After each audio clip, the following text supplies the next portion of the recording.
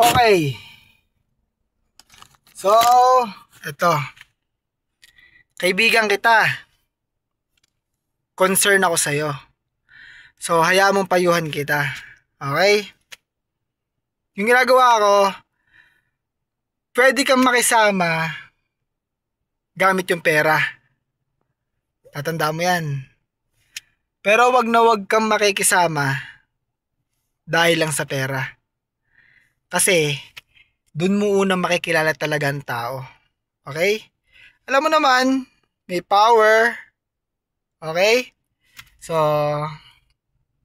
dun mo talaga makikilala yung tao para sa akin.